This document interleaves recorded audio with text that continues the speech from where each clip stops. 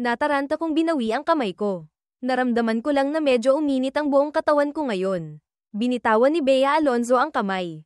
Medyo nahihiya ang boses. Tara na. Kita tayo ko palang ng maayos. Biglang may malakas na puwersa mula sa likuran. Nataman ako sa bukong-bukong. At hindi sinasadyang natapilok pa ng bahagya. Isang batang lalaki ang nakatama sa akin. Nakitang nakagawa siya ng mali. Medyo kinakabahang tumayo siya sa gilid. Kinawian ko ang bata para paalisin na siya. Kumunat ang noo ni Bea. Lumuhad sa harap ko. Marahang hinawakan ng daliri ang bukong-bukong ko. Natapilok na. Walang pag-aalinlangan si Bea. Inangat niya ang braso ko at ipinatong sa balikat niya. Ay nalalayan ang baywang ko. At tinulungan akong maglakad paabante. Pagdating sa pinto ng kwarto ko, saka ko lang nalaman na nasa kuya ko pala ang keycard. Nag-alinlangan lang sandali si Bea. Tapos dinala niya ako sa kwarto niya. Beep, sound. Bumukas ang pinto ng kwarto. Ay nalalayan ako ni Bea papunta sa kama. Inilibot ni Daniel, dating G ang THN, ang tingin sa kwarto. Nakapagpalit na si Bea ng damit. Nakasuot ng pang-araw-araw na damit. Wala na kay Bea ang karaniwang malamig niyang aura. Nagkaroon ng kaunting dating ng pangkaraniwang buhay. Lumapit siya sa tabi ng kama. Lumuhad. Iniabot ang kamay at hinawakan ang bukong-bukong ko. Dumampi ang mainit na palad ni Bea sa bukong-bukong ko. Automatiko akong umurong. Pero sa susunod na segundo ay mahigpit niya itong hinawakan. Huwag kang gagalaw. Titingnan ko. Naramdaman ko ang mainit na kamay ni Bea na paulit-ulit na pinipisil ang bukong-bukong ko. Okay lang ako. Konting tapilok lang. Hindi masa, array. Dahan-dahan lang. Narinig ang mahinang tawa. Pakiramdam ko na sampal ako sa mukha. Lalong namula ang tenga ko. Simpleng tiningnan ako ni Bea. Nalamang bahagya lang ang pagkatapilok. Nakahinga siya ng maluwag. Kumuha si Bea ng isang bote ng haplas, linimento, diyuhongho. Nagbuhos sa palad. Kinuskos para uminit. Sa kamarahang ipinahid sa bukong-bukong ko. May mainit na pakiramdam na gumapang mula sa bukong-bukong ko. Unti-unting nabawasan ang sakit. Yumuko ako at tiningnan si Bea na seryosong naglalagay ng haplas sa akin. May sumibol na tamis sa puso ko. Biglang tumingala si Bea. Nagtama ang mga mata namin. Medyo nahiya ako. Akmang magsasalita nang biglang uminit ang labi ko. Boom! Nawalan ng laman ang isip ko. Bahagyang nakaawang ang mga labi kong nahalikan. Nahimasmasan si Bea. Agad na mula ang pisngi niya. Sorry. Ang unang halik ay nawala ng ganoon na lang. Naguguluhan ang isip ko kaya hindi ko alam ang susunod na gagawin. Nakita ni Bea na matagal akong hindi nagsasalita. Akala niya galit ako sa kanya. Tiningnan niya ako. Puno ng pagsisising nagsabi, sorry. Okay lang ako kanina. Hindi mo kailangang mag-sorry. Nagkaroon ng kislap ang mga mata ni Bea. Hindi ka galit. Medyo hindi natural akong nagsalita. Hindi galit. Hindi lang ako handa. Hinalikan mo na agad ako. Bihirang lumitaw ang tulalang ekspresyon sa mukha ni Bea sandali. Pagkatapos ay lalong nagliwanag ang mga mata niya. Kung gayon, kapag handa ka na, pwede ba kitang halikan ulit? Namula ng husto ang tenga ko. Tumingin si Bea sa mga mata ko. Daniel, sagutin mo ako. Kailangan ko ang sagot mo. Umalingaw-ngaw sa tainga ko ang malinaw at mapang-akit niyang boses. Lumunok ako ng 2 beses. Matagal bago ako mahinang oo, HMM. Ngumiti si Bea. Maningning na parang sandaang bulaklak na sabay-sabay na mukadkad. Kung gayon, handa ka na ba ngayon? Gusto kitang halikan. Iniabot ko ang kamay ko at itinulak ang mukha ni Bea na papalapit. Hindi pwede. Natataranta kong inilibot ang tingin ko kung saan-saan. Nakapaskil pa rin ang ngiti sa mukha ni Bea. Sorry, masyado akong nagmadali. Pagkasabi nyon, tumalikod si Bea at pumasok sa banyo para maghugas ng kamay. Nakahinga ako ng maluwag. Lihim na hinawakan ang labi kong kahahalik lang. Pagkatapos ng halik kanina, naging medyo malabo, ambiguous ang atmosfera sa kwarto. Lalo na ngayon, nakasuot pa ako ng bathrobe na nakaupo sa kama sa kwarto ni Bea. Nahanap ni Enrique Hill, dating Jiang Ikduang, ang keycard. Hinayla si Joshua Alonzo, dating Bok Duty, paakyat sa ika-8 palapag. Pero nakita nilang walang tao sa labas ng kwarto ko. Sa halip, bukas ang pinto ng kwarto ni Bea sa tapat. Sumilip sila sa loob at nakita akong nakaupo sa sofa sa kwarto ni Bea. Nanunood ng TV, habang si Bea naman ay nakaupo sa gilid. Bihis na bihis. Nagtatrabaho sa laptop. Nagkatinginan sina Enrique at Joshua. Tahimik na umalis. Siguro dahil sa pagligo sa hot spring. Pagpikit ko pa lang, nakatulog na ako agad. Tinapos ni Bea ang trabaho. Tumingala at nakita akong natutulog. Inilapag niya ang laptop mula sa kondongan niya papunta sa coffee table. Tapos marahang isinara ang pinto ng kwarto. Bumalik sa tabi ng sofa at kinumutan ako. Nang akmang aalis na si Bea, bigla kong hinawakan ang kamay niya. Akala ni Bea gising na ako. Pero paglingon niya, nakita niyang nakapikit pa rin ako. Sinubukan ni Bea na hilahin ang kamay niya. Nang makitang hindi niya ito mabawi, isang ngiti ang sumilay sa gilid ng labi niya. Humiga si Bea sa tabi ko nang nakadamit pa rin. Pagkagising ko, madilim ang kwarto. Umupo ako. Akala ko nakabalik na ako sa kwarto ko. Pagbaba ko ng kama, saka ko lang nalaman na nakasuot pa rin ako ng bathrobe kaya akmang bubuksan ko ang ilaw para humanap ng damit na maisusuot. Pagbukas ng ilaw, saka ko lang nalaman na hindi ko pala ito kwarto. Nablangko ang isip ko ng ilang segundo. Isang mahinang katok sa pinto ang nagpabalik sa akin sa realidad. Sa susunod na segundo, narinig ko ang boses ni Bea mula sa pinto. Daniel, gising ka na. Dinala ng kuya mo ang damit mo. Isinabot ko na sa pinto. Kunin mo para makapagpalit ka na at kumain. Pagkatapos kong magpalit ng damit, binuksan ko ang pinto palabas. Paglabas ko pa lang, naamoy ko na ang bango ng pagkain. Agad kong naramdaman na kaya kong kumain ng isang buong baka. Tumingala si Bea mula sa laptop sa harap niya. Nakita niya ako. Sumilay ang ngiti sa gilid ng labi niya. Kain tayo. Tumango ako. Pumunta sa dining table at umupo. Nakita kong tumayo rin si Bea at lumapit. Upo ka. Hindi ka pa rin kumakain. Umidlip lang sandali. Automatiko kong naisip na nagpapahinga si Bea sa kwarto. Hinawakan ni Bea ang batok niya at kinuskus ito. Nakita ko ito kaya nagtanong ako. Bakit? Hindi ka ba nakatulog ng maayos? Medyo hindi komportable. Pagkatapos, bahagyang kumerba ang gilid ng labi ni Bea. Ikaw, masarap ba ang tulog mo? Napakasarap ng tulog ko. Kaya lang, parang may lamok. Tinaasan ako ng kilay ni Bea. Lamok, nung nagpapalit ako ng damit kanina. Napansin ko sa ilalim ng collarbone ko. May ilang pulahang marka na parang kagat ng lamok. Pero parang hindi naman makati. Siguro na naginip lang akong kinagat ng lamok. Iwinagayway ko ang kamay ko nang walang pakialam. Walang kahit anong pagdududa kay Bea. Hindi ko rin napansin ang makahulugang tingin ni Bea. Pagkatapos kumain, kinuha ko ang keycard at bumalik sa kwarto ko. Pinanood ako ni Bea na bumalik sa kwarto bago isinara ang pinto. Dahil nakatulog ako kanina, gising na gising ako. Nakaupo ako sa tabi ng kama. Nagja-cellphone, nang biglang may kumatok sa pinto. Kuya, Joshua, bakit hindi pa kayo tulog? Tumagilid ako para papasukin silang dalawa. Tinaasan ako ng kilay ni Joshua. Daniel, hindi ka pa rin naman tulog ah. Napatigil ako. Pakiramdam ko. Ang sinabi ni Joshua ay medyo malabo, may ibang kahulugan. Naisip ko na si Enrique ang nagdala ng damit ko. Agad kong naintindihan na alam na nilang dalawa na natulog ako sa kwarto ni Bea. Kanina, natulog lang talaga ako sa kwarto ni Bea. Enrique, Joshua, natulog lang talaga. Nakita ko ang hindi nila paniniwalang itsura. Medyo nataranta ako. Totoo, nakatulog lang talaga ako. Sige na, naniniwala na kami. Tutal, kayo rin naman ni Bea ang magkakatuluyan sa huli. Gusto kong magpaliwanag pero hindi ko alam ang sasabihin. Inakbayan ako ni Kuya. Okay na, naniniwala na talaga kami sa'yo. Gusto mong uminom? Medyo nauuhaw nga ako. Sige, inom tayo. Nagkatinginan at nagngitian sina Enrique at Joshua. Dinala ako sa maliit na bar sa ikawalong palapag. Naroon din sina Truong Yuyenton at ang iba pa. Pagkakita sa akin, lumapit si Ate, Catherine Bernardo. Daniel, okay ka lang? Natulala ako sa tanong. Akala ko alam niya ang tungkol sa natapilok kong bukong-bukong. Ate, okay na po ako. Nakatayo si Truong Yuyenton sa likod ng maliit na bar. Nanginginig ng shaker. Brother-in-law, anong gusto mong inumin? Tiningnan ko ang pulat berdeng likido sa baso. Bigyan mo ako ng isang basong mababa lang ang alcohol content. Hindi pa ako nakakainom dati. Ngumiti si Truong Yuyenton. Kita ang mapuputing ngipin. Sige ba? Pagkatapos ay bihasang nagsimulang pumili ng alak. Sinadya pang gumawa ng ilang mahihirap na galaw, flair bartending.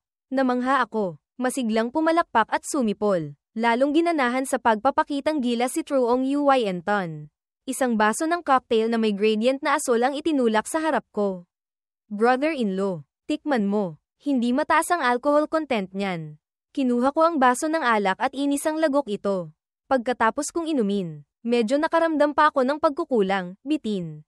Pagkatapos maligo ni Bea, balak din niyang lumabas para uminom ng ilang baso. Pagpasok niya, nakita niya akong nakasubsob sa maliit na bar counter. Mabilis siyang lumapit. Daniel, tiningnan ni Bea si Truong Yuyenton nang may medyo malamig na tingin. Anong nangyari? Nahihiyang kinamot ni Truong Yuyenton ang ilong niya.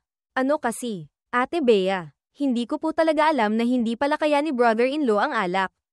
Tiningnan ni Bea ang mahigit 10 baso ng alak sa counter. Siya lahat ang uminom niyan. Agad umiling si Truong Yuyenton.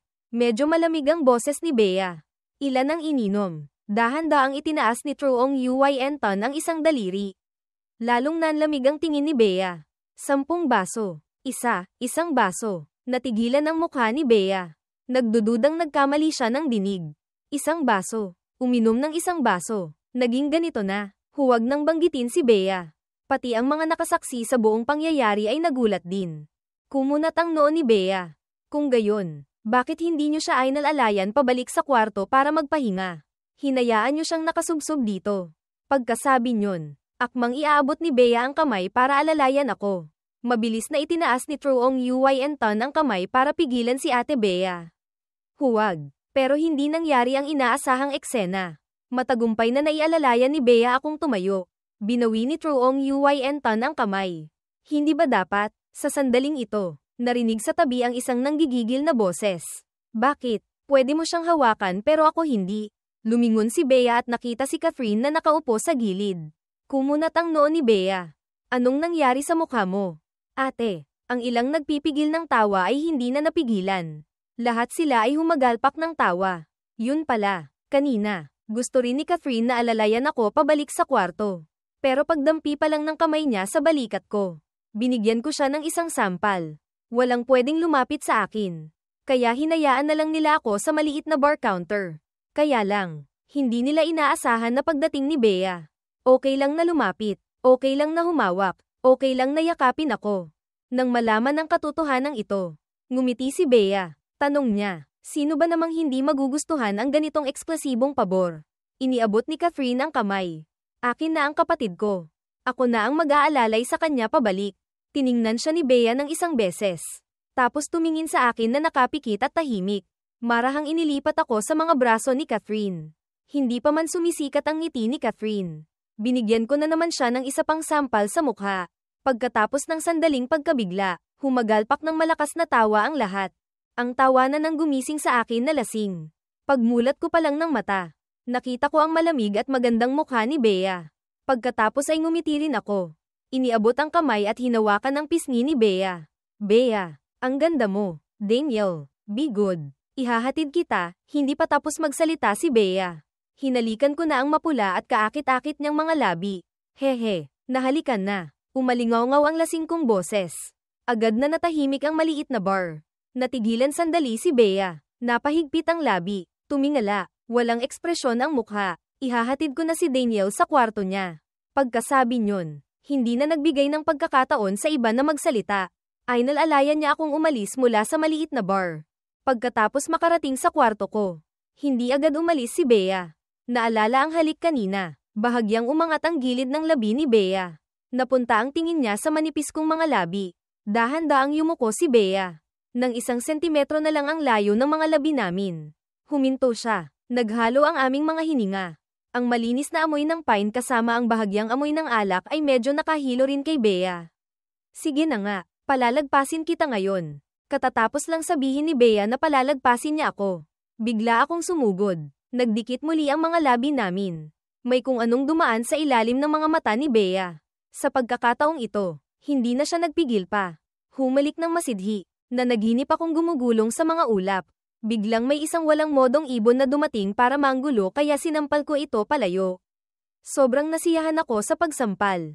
Pagkatapos ay nakita kong dumating si Bea.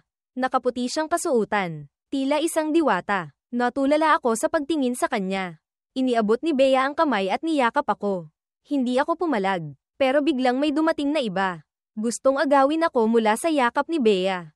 Hindi ako nag-isip. Diretsong binigyan ko siya ng isang sampal. Tumalsik yung tao. Naramdaman kong napakasaya ko. Diretsong lumingon ako at hinalikan si Bea. Ang mga sumunod na pangyayari ay hindi ko na maalala ng malinaw. Nang magkamalay ako, medyo nahihirapan akong huminga. Umungol ako ng bahagya dahil sa discomfort. Sumunod, umalingaw-ngaw ang boses ni Bea sa tainga ko. Huminga ka, tanga. Sumunod ako at huminga. Pero muli na namang inagaw ang hininga ko. Malabo ang isip. Iminulat ko ang mata at nakita kong hinahalikan ako ni Bea. Si Bea pala ang humahalik sa akin. Mabuti naman kung ganun. Mabuti at hindi iba. Pagkatapos noon, tuluyan na akong nawalan ng malay. Medyo mapusok ang paghalik ni Bea. Natapos lang ito nang mapansin niyang nakatulog na ako. Natawa si Bea. Hindi inaasahang nakatulog pala ako. Marahang dumampi ang maputi at makinis niyang daliri sa labi ko. Pinipigilan ang pagnanasang humalik muli. Hinayla ni Bea ang kumot para takpan ako. Tumayo at mabilis na lumabas ng kwarto. Kumalma muna siya sandali sa labas. Pagbukas pa lang ng pinto, ilang anino ang gamulong papasok halatang sina Catherine at ang iba pa na nakikinig sa labas. Napunta ang tingin ni Catherine sa halatang namumula at namamaga, medyo, nalabi ni Bea. Ikaw, Bea, hinalikan mo ang kapatid ko. Kalmado ang mukha ni Bea. Si Daniel ang nauna. Walang hiya, Bea. Hindi ko inaasahan na ganyan ka pala. Sinamantala mo ang pagkalasing ng kapatid ko. Hindi nagbago ang mukha ni Bea. Hindi ko ginawa. Galit na galit si Catherine na akmang susugod. Pero pinigilan siya ni na Truong Uynton at ng iba pa. Nag-alala si Enrique na baka magising ako. Kami na ni Joshua ang magbabantay kay Daniel ngayong gabi. Kahit saan kayo pumunta, huwag na kayo dito. Pagkasabi nyon, isinara ni Enrique ang pinto. Nagkatinginan sina Catherine at ang iba pa na nakatayo sa hallway. Galit na pinandilatan ni Catherine si Bea bago umalis. Mag-inuman tayo. Mamayang gabi. Huwag kang tatakas. Sukatan tayo ng lakas. Hindi nagbago ang itsura ni Bea. Tumango siya. Sige. Si Truong Uynton ay mahilig sa gulo. Hindi nagtagal. May nakahanay ng 10 baso ng alak sa harap nilang dalawa. Bawat isa ay punong-puno. Kumuha si Catherine ng isang baso. Bahagyang umangat ang gilid ng labi niya.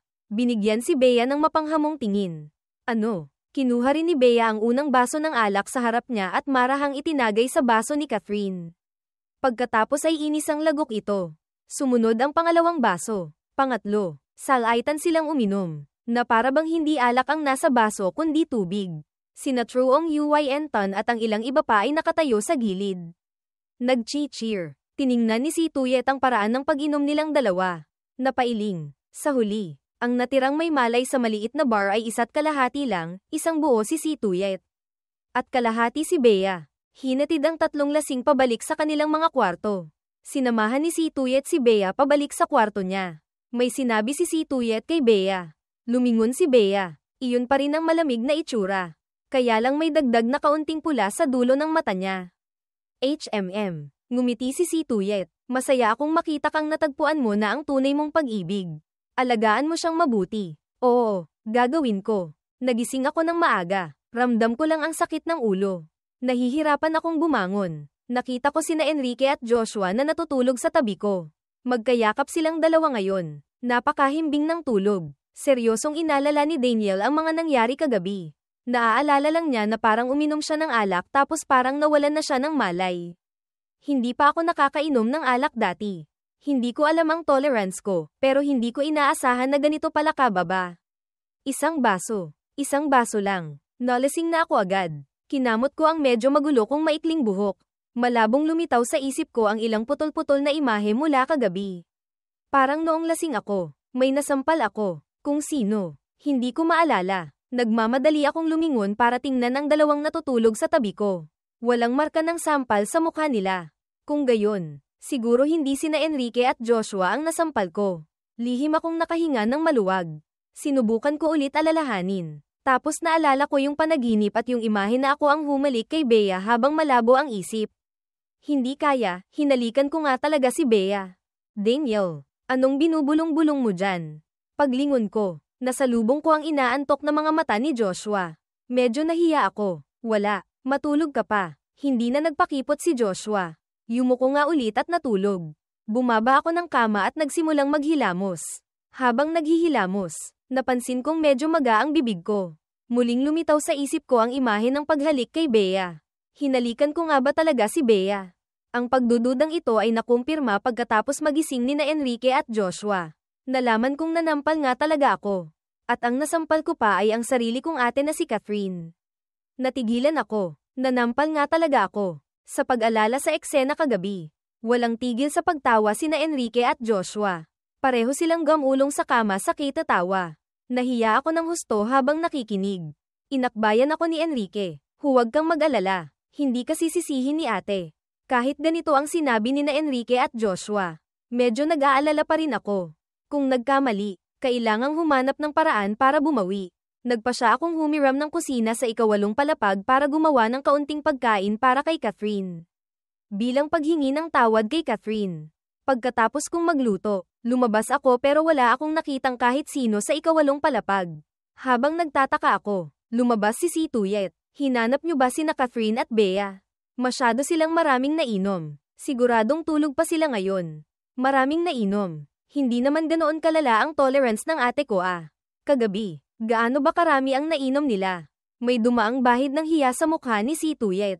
Kinamot ang mukha niya. Hindi naman masyado. Pero halatang walang naniwala sa sinabing ito. Nakita niyang kumunat ang noo ko. Nag-isip sandali si Tuyet bago nagsalita. Medyo dinamdam ni Catherine ang tungkol sa inyo ni Bea kaya hinailan niya si Bea para mag-inuman at magpaligsahan. Bumalik ako sa maliit na kusina para gumawa pa ng sabaw na pampahules, hangover soup, para sa lahat.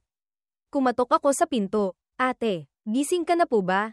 Pinakinggan kong mabuti ang galaw sa loob ng kwarto. Pero masyadong maganda ang soundproofing ng kwartong ito. Walang marinig na ingay. Naghintay ako sandali. Kumatok ulit ako. Sa pagkakataong ito, hindi nagtagal. Binuksan na ni Catherine ang pinto. Medyo maga pa rin ang mukha ni Catherine.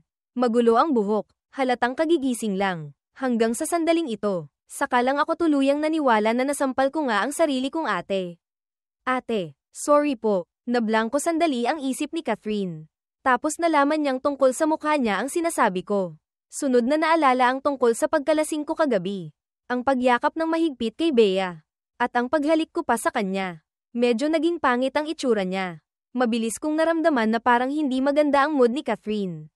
Lalong yumuko ako. Ate, sorry po talaga. Kagabi, lasing ako. Hindi ko rin inaasahan na masasampal kita ng ganito.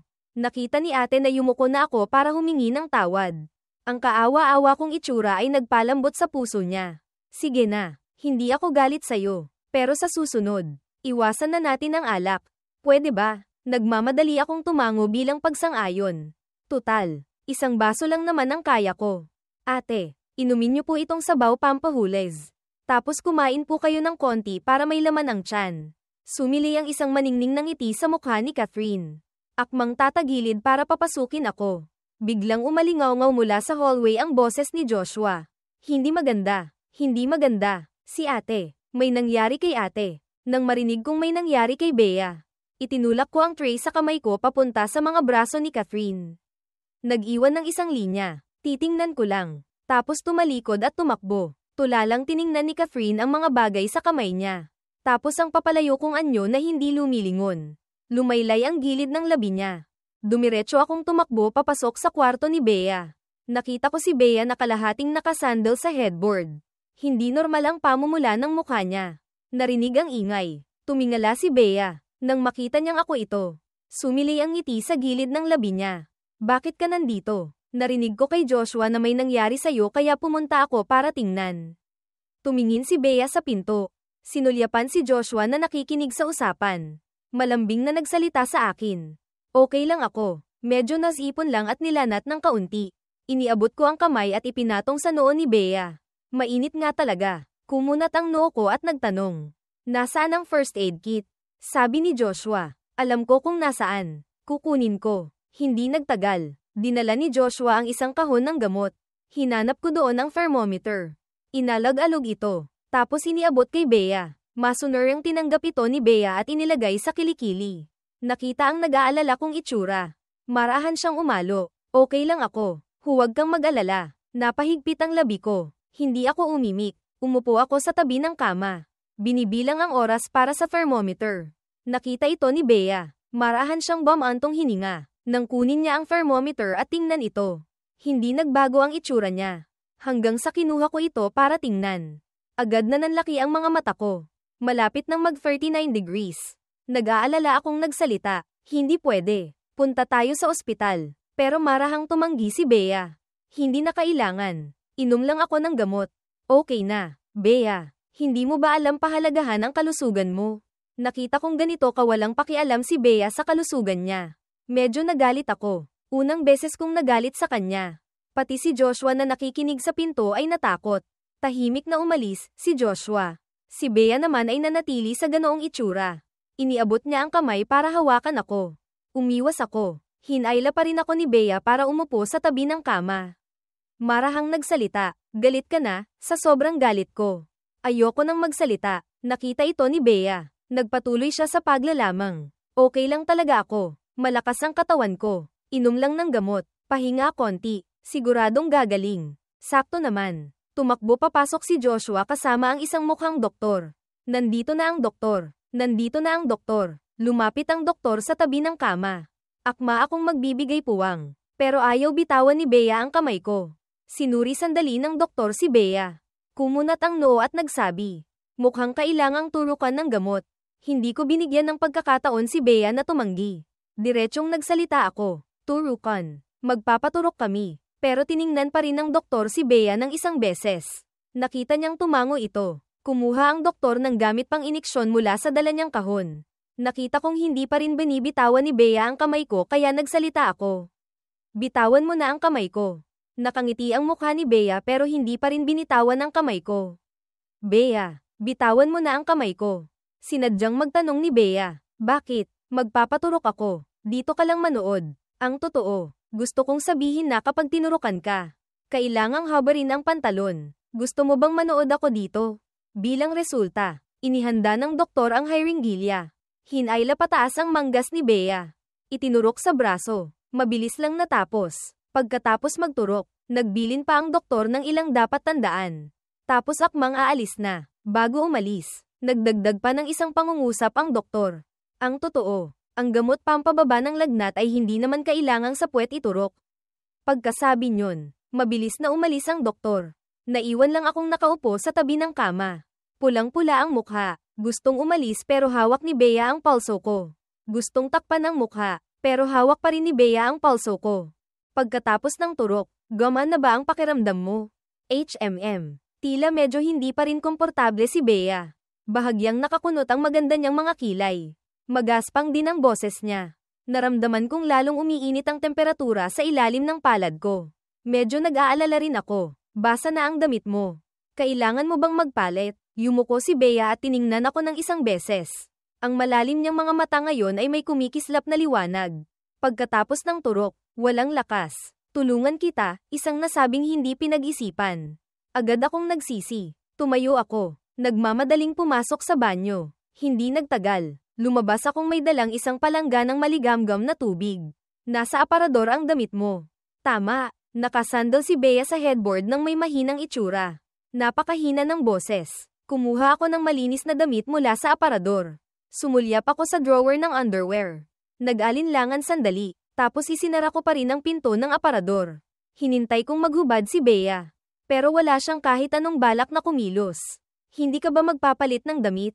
Walang lakas ang kamay. Nag-alinlangan ako ng ilang segundo. Umupo sa tabi ni Bea. Dumampi ang daliri ko sa butones ng pantulog niya. Sa huli, biglang may naisip. Sabi ko, tawagin ko na lang kaya ang best friend mo dito. Pero nagpakita ng pagkadismaya si Bea at sinabi, mukhang may kaunti na akong lakas. Kaya ko nang magpalit mag-isa.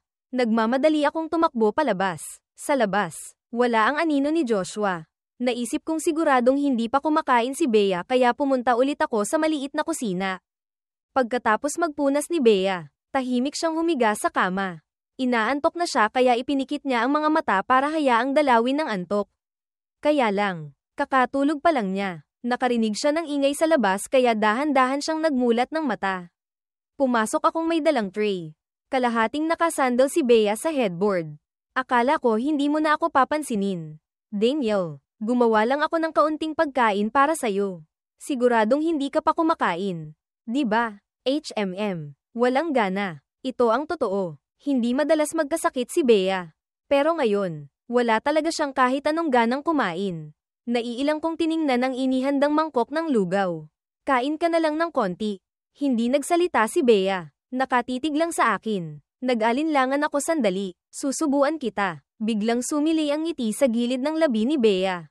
Kung gayon, abala na sa Daniel ko. Medyo nahiya ako sa sinabi niya. Binuhat ko ang mangkok ng lugaw. Sumandok ng isang kutsara. Marahang hinaypan. Tapos iniabot sa bibig ni Bea. Halos walang pag-aalinlangang ibinuka ni Bea ang bibig para kumain. Nakitang maayos pa naman ang gana niya. Sumandok ulit ako ng isang kutsara. Hinaypan. At iniabot sa bibig niya. Ganoon lang. Kutsara kada kutsara. Naubos ang isang mangkok ng lugaw. Gusto mo pa ba ng konti? Marahang umiling si Bea. Tumango ako. Hindi pinilit. Inilagay ang walang laman na mangkok sa gilid. Matulog ka muna sandali. Kanina, mukhang inaantok ka na. Kapag natulog ako, aalis ka ba? Natigilan si Daniel. Nakita ni Bea ang pag-aalinlangan ko. Yumuko siya. Casual ang tono. Okay lang. Inalagaan mo ako kalahating araw. Napagod ka na rin. Magpahinga ka na. Okay lang ako. Tiningnan ko ang mukha niyang mapatla pa rin. Lamambat ang puso ko. Hindi ako aalis. Dito lang ako sa tabi mo. Hindi rin ako mapanatag na iwan kang mag-isa sa kwarto. Kakain lang ako tapos babalik ako. Pwede ba? Sige, bilisan mo na. Dala ko ang tray palabas para kumain. Abala ako buong umaga. Hindi pa ako kumakain. Ang iba ay kumakain na rin sa dining room ngayon. Pagkakita sa akin sa pinto, lahat sila ay tumingala papunta sa pinto. Tumingin sina Enrique at Joshua sa likuran ko. Hindi nakita ang anino ni Bea. Daniel, nasaan si ate? Nagsalita ako. Si ate. Pagkatapos kumain, natulog na. Kung gayon, okay na ba siya? Umiling ako. Mas maayos na. Mamaya, pagkatapos kong kumain, titingnan ko ulit. Nang marinig na balak ko pang tingnan mamaya, medyo hindi natuwa si Catherine. Nag-isip siya sandali tapos nagsalita. Daniel, malakas ang katawan ni Bea. Lagi siyang nag-eehersisyo. Primera klase ang pangangatawan niya. Isang maliit na sipon lang yan. Walang mangyayari dyan. 2 binata't dalaga. Hindi maganda para sa kanya. Para sa reputasyon mo. Alam kong tama si ate pero hindi ko pa rin mapigil ang mag-alala. Lalo na kanina. Umabot ng 39 degrees ang lagnat ni Bea. Talagang hindi ako mapanatag. Balak kong itago kay ate. Mamaya, lihim akong pupunta para alagaan si Bea. Sa labas, pumayag ako. Pagkatapos kumain, sinabi kong medyo hindi rin maganda ang pakiramdam ko kaya babalik na ako sa kwarto ko. Ang iba ay may kanya-kanya ring lakad. Pagbalik ko sa kwarto, lagi kong pinapakinggan ang galaw sa hallway. Nakitang lahat sila ay nakabalik na sa kwarto. Saka lang ako lihim na nagbukas ng pinto. Ginamit ang keycard ni Bea para lihim na buksan ang kwarto niya. Pumasok ng napakabilis. Dahan-dahan akong pumasok sa loob ng kwarto. Nakita ko si Bea na dapat sana'y nagpapahinga. Ngayon ay kalahating nakasandal sa kama. May laptop pa sa kandanggan niya. Kumunat ang noo ko at nagsabi, "Bakit hindi ka nagpapahinga?" Nakita ako ni Bea. Bahagyang umangat ang gilid ng labi niya. Tinapak-tapik ang pwesto sa tabi niya. Umupo ako doon. Sumulyap sa laptop. Puro dokumentong hindi ko maintindihan. Kumunat ang noo ko at nagsabi, "May sakit ka. Hindi ka ba pwedeng magpahinga ng maayos kahit konti?" Ngumiti si Bea ng paumanhin. Urgent na trabaho. Ang totoo, hindi ko naman gustong sisihin si Bea. Naawa lang ako. Nakikita lang ng ibang tao ang magandang panlabas na anyo ng tagapagmana ng mayamang pamilya. Hindi naiisip na sa ilalim nito ay kailangang magsikap ng doble kaysa sa karaniwang tao. Narinig ni Bea ang lungkot sa boses ko. Isinantabi niya ang laptop. Niyakap ang braso ko at sumandal dito.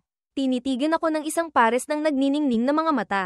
Agad akong lamambat. Okay lang ako. Nag-e-emote lang ng konti. Sige na. Magtrabaho ka na. Pero bibigyan lang kita ng kalahating oras. Okay. Kinuha ulit ni Bea ang laptop at nagsimulang magtrabaho. Ako naman ay tahimik na nakaupo sa tabi niya. Wala pang kalahating oras. Natapos na ni Bea ang trabaho. Agad kong kinuha ang computer. Diretsyong pinahiga si Bea sa kama. Kinuha ko ang temperatura ni Bea. Bumaba na sa 38 degrees. Mukhang umepekto na ang gamot pampababa ng lagnat. Magpahinga ka na. Dito lang ako sa tabi mo. Huwag kang mag-alala. Hindi ako aalis. Hindi nagsalita si Bea. Pero ang nakaangat niyang gilid ng labi ay nagpapakita ng magandang mood. Dahan-daang ipinikit ni Bea ang mga mata niya. Hindi nagtagal. Nakatulog na siya. Kinumutan ko si Bea. Umupo sa tabi ng kama. Isang kamay ang nakasuporta sa baba ko. Hindi kumukurap na tinitingnan si Bea na natutulog. Si Bea kapag tulog ay mas malambing tingnan kaysa kapag gising. Unti-unting sinuri ng tingin ko ang mga mata at kilay ni Bea. Habang tinitingnan, lalong gumaganda. Tingin ako ng tingin. Napasubsob na naman ako sa tabi ng kama at nakatulog. Pagkatapos kong makatulog ng mahimbing, dahan-daang nagmulat ng mata si Bea. Sa pagkakataong ito ng paggising, ginaising ako ng init. Pagmulat ko pa lang ng mata, nakita ko ang isang sexing leeg. Ang may-ari nito ay tila medyo mainit. Isang kumikinang napatak ng pawis ang sakto namang dumulas pababa. Tumingala ako. Hindi inaasahang tumama sa isang pares ng malalim na itim na mga mata. Akma pa lang akong magsasalita. Naramdaman ko nang hinalikan ang labi ko. Ang nag-aapoy na init ay damaloy mula sa mga labi papunta sa akin. Napansin kong tila nilalagnat na naman si Bea. Ang init na ito ay halatang mas mataas kaysa dati. Gusto kong itulak si Bea palayo. Pero mahigpit akong niyakap ni Bea. Tila hindi siya nasisiyahan sa pagpupumiglas ko. Gamulong si Bea at diretsong dinaganan ako. Yumuko at humalik ulit, dahil may sakit pa rin si Bea. Hindi ko siya matiis na itulak palayo. Madilim ang kwarto. Hindi ko makita ng malinaw ang mukha ni Bea. Hindi ko rin alam kung anong oras na. Naghalikan kami ng matagal. Tila medyo nahimasmasan na si Bea. Sa dilim, tahimik niya akong tiningnan. Maya-maya, mahina siyang nagsabi ng, sorry.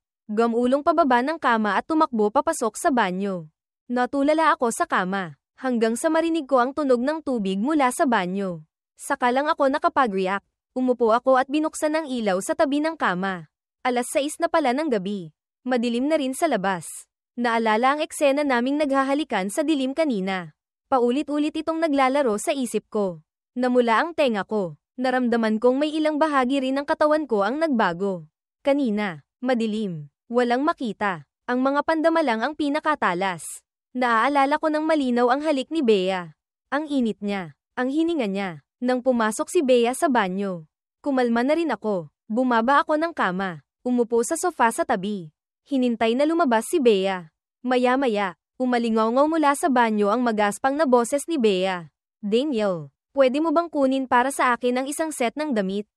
Sige, bihasa kong kinuha ang isang set ng damit mula sa aparador. Sa pagkakataong ito, nag-alinlangan ako sandali. Mabilis na pumili ng isang item mula sa drawer. Isiniksik sa loob ng damit.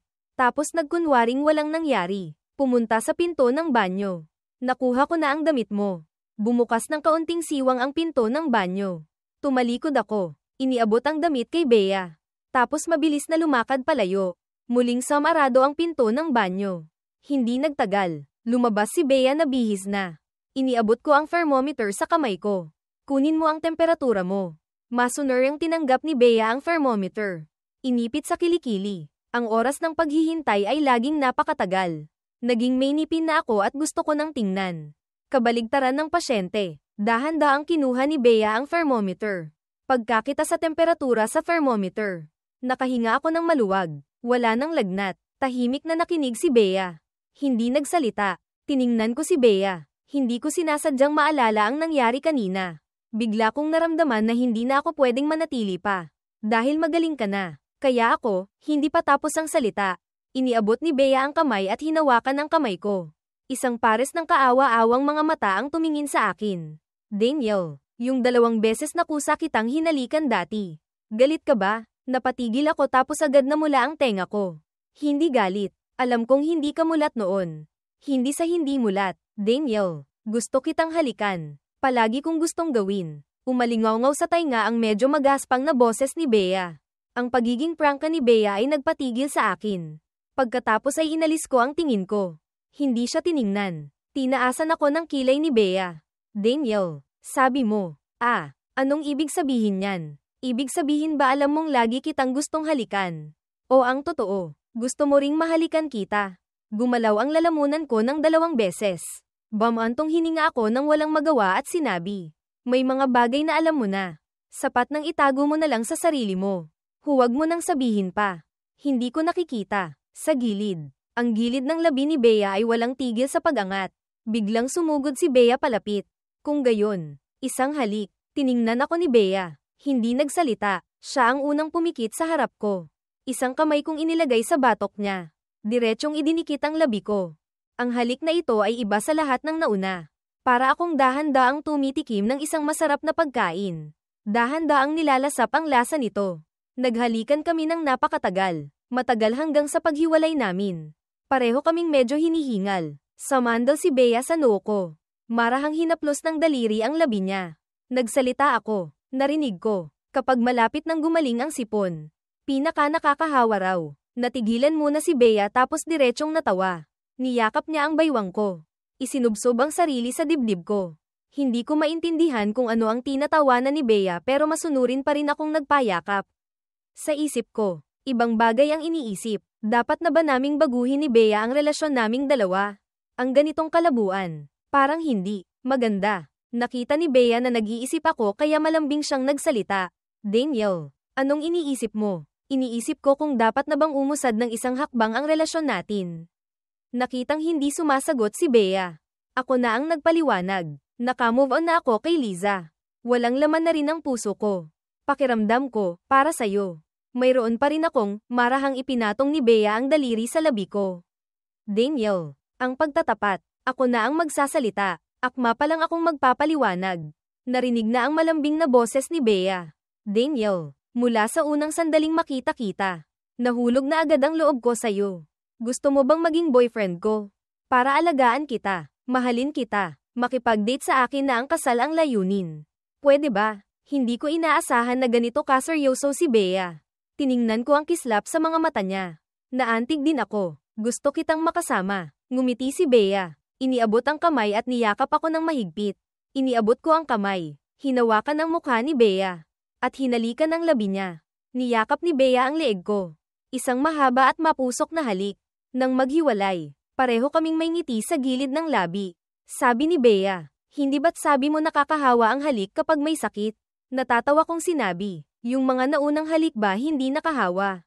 Nahawaan mo na ako. Kulang pa ba itong isa?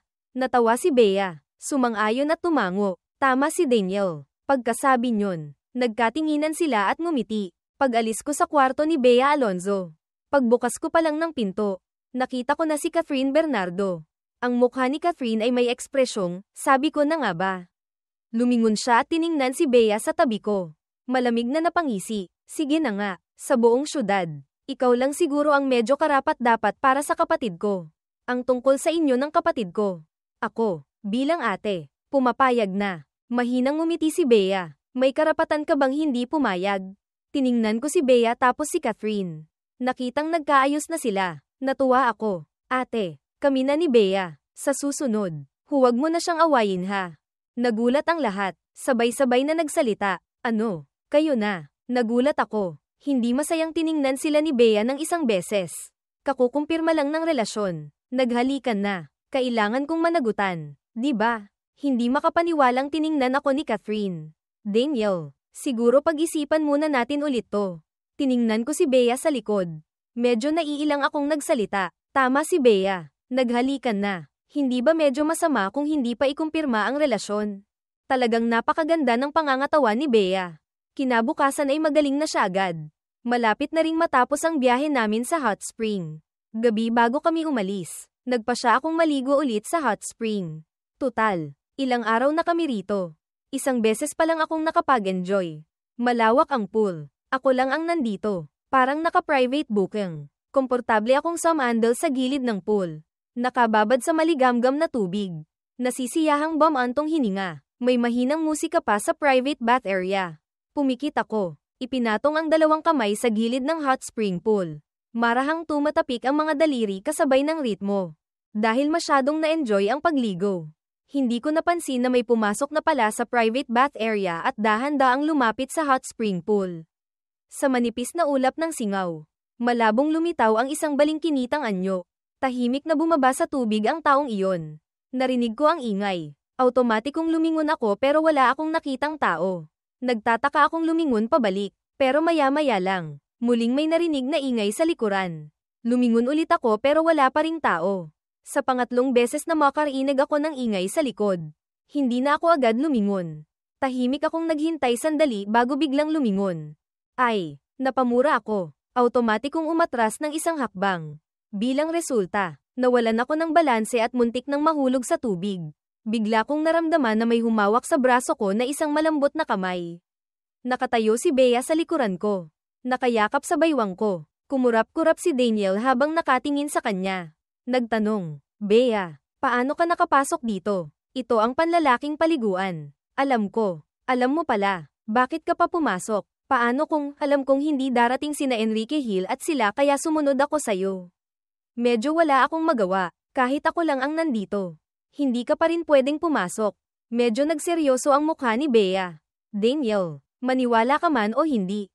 Pero parang hindi ako mapakali kanina kaya sumunod ako. Nakita kong seryoso siya. Hindi na ako nagsalita pa. Sakto naman. Isang sigaw ang bumasag sa katahimikan ng hot spring area. Mabilis akong hinailan ni Bea paahon. Saka ko lang napansin na hindi pala swimsuit ang suot ni Bea. Paglabas, nagkakagulo ang mga tao sa hallway.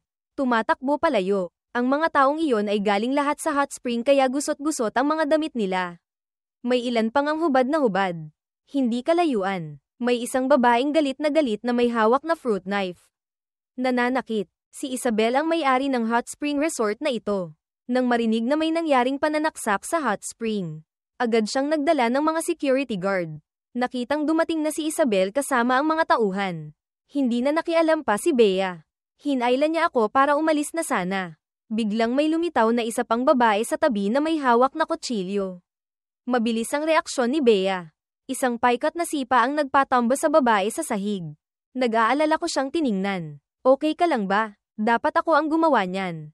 Paano kung nasaktan ka? Ngumiti si Bea. Daniel, nag-aalala ka ba sa akin? May black belt ako sa taekwondo. Okay lang ako. Huwag kang mag-alala. Pinandilitan ko siya. Lumapit si Isabel kasama ang mga security guard para atali ang mga nanakit. Naging seryoso ang mukha ni Bea. Naimbestigahan na ba? Paano nakapasok ang dalawang ito? Pagdating sa usapang ito, naging seryoso rin ang mukha ni Isabel. Tinutulungan ni Chloe sa pagtatanong. Naniniwala akong malalaman din agad ang resulta. Alam niyang maayos niya ito ng maayos. Kaya akma na kaming aakyat ni Bea pabalik sa kwarto. Si Joshua Alonzo at si Enrique. Nalaman ang tungkol sa pananaksak sa ibaba.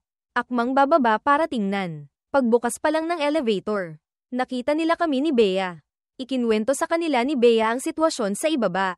Saka lang sila nakahinga ng maluwag. Biglang sumigaw si Joshua. Nako, Daniel, bakit may dugo sa damit mo? Napunta ang tingin ng lahat sa akin. Akma ko palang ipapaliwanag na hindi iyon dugo ko. Hinailan na ako ni Bea palayo pabalik sa kwarto. Pinahiga ako ni Bea sa kama. Siya mismo ang sumuri sa akin. Sa pinto, si ate, Catherine, dahil nag-aalala sa kalagayan ko kaya hindi umalis. Nakitang lumabas kami ni Bea. Nag-aalalang nagtanong si Catherine. Kumusta? Nasaktan ka ba? Wala akong magawang nagsalita. Ate, huwag kang mag-alala. Okay lang ako. Hindi ko dugo yun. Siguro nadikitan lang ako kanina. Mabuti naman kung ganun. Dahil may nangyaring ganito dito. Mas mabuti pang umuwi na tayo ng maaga. Pinag-usapan ng lahat. Mukhang maganda ang ideya kaya inayos na nila ang mga gamit at umalis agad. Sina Chloe at Sofia ay nanatili sa Hot Spring Resort para tumulong sa pag-aayos ng mga natitirang bagay. Si Isabel at ang iba pa ay mula sa mga maimpluwensyang pamilya. Dagdag pa na si Chloe ay mula sa militar, third generation. Madali lang malaman ang pagkatao ng dalawang baliw na iyon. Sa pamamagitan ng imbestigasyon, ang dalawang baliw na may hawak na fruit knife na lumitaw sa Hot Spring Resort ay mag-ina pala. Malapit nang malugi ang kumpanya nila. Ang ama ng anak na babae ay naubusan na rin ng pera at tumakas. Desperado na silang dalawa, nabaliw na rin. Nagkataong nalaman nilang ang lalaking tumakas na may pera ay hindi pa umalis sa mundo kundi kasama ang kabit nito sa Hot Spring Resort ni Isabel. Kaya nag-disguise ang mag-ina at pumasok sa resort. Ang unang biktima ay ang kabit. Pagkatapos malubhang masaktan ang babaeng iyon, bigla na lang nagwala ang mag-ina. Nagsimulang umatake ng walang pinipili sa mga bisita sa Hot Spring Resort. Ang malubhang insidenteng ito ay nagdulot ng malaking pinsala sa Hot Spring Resort ni Isabel. Naramdaman ni Isabel na malas ang resort na nabahiran ng dugo. Pagkatapos pag-isipang mabuti, isinara niya ang Hot Spring Resort. Nang malaman ko ang balitang ito, muli akong napahanga. Hindi ko talaga maintindihan ang mundo ng mayayaman. Nang malaman ko ang buong kwento, nakaupo ako sa sofa kasama si Bea Alonzo. Nakahiga si Bea sa kandanggan ko. Tiningnan ko si Bea at nagtanong, Bea, kung may magawa akong mali sa'yo, anong gagawin mo sa akin? May bahagyang ngiti sa gilid ng labi ni Bea. Tumingala siya sa akin. Gusto mong malaman. Natigilan ako at nahihiyang ngumiti. Biglang ayoko nang malaman pa. Mas mabuti pang hindi ko nalang malaman. Automatiko kong naramdaman na medyo mapanganib. Akmang tatakbo pero mahigpit akong niyakap ni Bea sa baywang. Agad akong natakot. Nagmamadaling humingi ng tawad. Sorry, hindi ko dapat tinanong yun. Mahinang tumawa si Bea. Daniel, anong kinakatakot mo sa akin? Nagbibiro akong tumawa. Takot akong balatan mo ako. Umupo si Bea. Humarap sa akin. Hinawakan ng 2 kamay ang mukha ko. Hindi naman kita babalatan. Pero dahan-dahan kitang kakainin. Kung paano kita kakainin, ako ang magdedesisyon. Iniabot ko ang kamay at tinakpan ang bibig ni Bea. Marahang hinaplos ni Bea ang mukha ko. Malambing na nagsabi, Daniel, hindi kita hahayaang umalis sa tabi ko. Pagkasabi nyon, yumuko si Bea at marahang hinalikan ang bibig ko. Nagsimula na rin akong tumugon kay Bea. Nang makatanggap ng tugon, bahagyang kumerba ang gilid ng labi ni Bea. Pagkatapos ng isang halik, samandal si Bea sa noo ko. Daniel, gustong-gusto kita. Medyo hindi natural akong umubo ng 2 beses. Late na. Umuwi ka na. Tiningnan ako ng malalim ni Bea. Tumango. Sige, uuwi na ako. Ako mismo ang naghatid sa kanya sa pinto. Halatang nasa tapat lang si Bea. Pero parang ayoko pa rin siyang paalisin. Nakitang hawak ko pa rin ang kamay niya at ayaw bitawan. Ngumiti si Bea. Tumingkayad at hinalikan ako sa pisngi. Nagpakita ng masayang ngiti. Good night. Ayoko pa ring bitawan ang kamay niya. Good night. Naglakad si Bea papunta sa hallway. Kinabukasan, pagbaba ko ng hagdan, masigla kong binati sina nanay at ang pamilya.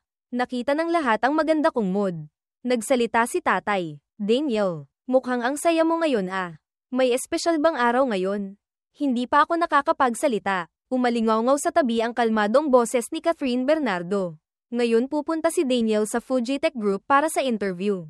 Nang banggitin ito ni Catherine, saka lang nakapag-react si tatay. Pinili kong hindi gumamit ng koneksyon. Pumunta ako sa Fujitech Group at sumunod sa normal na proseso. Nagpasa muna ng resume. Pagkatapos maaprubahan, saka lang pupunta sa kumpanya para sa interview. At para hindi mabunyag ang pagkatao ko bilang young master ng pamilyang Cruz. Espesyal akong nagsuot ng ordinaryong suit pagpunta ko sa interview. Ang buong kasuotan ko ay wala pang 500 pesos. Sobrang kontento ako sa itsura ko ngayon. Excited kong isinuot ang murang suit na iyon. Umikot sa harap ng pamilya ko. Ipinagmamalaki ang sarili. Tiningnan ng buong pamilya ang suot ko nang may hindi maipaliwanag na ekspresyon. Hindi nila inaasahan na isang araw ay may lilito na ganito kamurang damit sa bahay ng mga Cruz. Napabuka ang bibig ni nanay. Pero nang makita ang kontento kong mukha, lihim niyang nilunok ang sasabihin. Sige na, kung gusto mong isuot yan. Sige. Nagpahatid ako sa driver ng bahay sa lugar kung saan madaling makakuha ng taxi. Tapos ako na mismo ang sumakay ng taxi. Dumating ako ng sakto sa oras sa ibaba ng gusali ng Fujitech Group. Tiningnan ko ang napakalaki at kahanga-hangang gusali ng kumpanya. Bigla kong naramdaman ang nag-uumapaw na determinasyon. Ang Fujitech Group ay isa sa mga nangungunang kumpanya. Maraming nagsisiksikan para makapasok, at ako, aasa pa rin sa sarili kong kakayahan. Pumasok ako sa kumpanya ni Bea. Kasama ang ibang mga aplikante. Sumakay kami ng elevator paakyat sa ika-6 na palapag ng Fujitech Group Building. Ang assistant na namamahala sa pagtanggap ng mga aplikante ay maaga nang naghihintay doon. Sinulyapan ng assistant ang mga aplikante. Huminto sa akin ng 1 segundo pa. Bukod dito, tiningnan din ng assistant ang 2 lalaki, ang isa ay napaka-formal manamit. Ang isa naman ay katulad ko. Nakasuot ng ordinaryong itim na suit. Nang makitang kumpleto na ang lahat, nagsalita ang assistant. Pumasok po kayo para kumuha ng number. Kapag tinawag ang numero, yung tao po ang papasok sa interview room. Lumapit ang mga aplikante sa assistant para kunin ang kani-kanilang numero. Sakto namang nasa gitna ako ng 2 lalaking mas tiningnan ng assistant kanina. Ang lalaki sa harap ko ay mukhang napakadesente. Ang itim na suit na suot niya ay katulad ng sa akin. Tila napansin din ito ng lalaki. Ngumiti siya sa akin ng may hiya. Nginitian ko rin siya pabalik. Biglang may narinig akong pang-iinis na tawa mula sa likuran. Sumunod, sinabi ng lalaking iyon ng may pangmamaliit.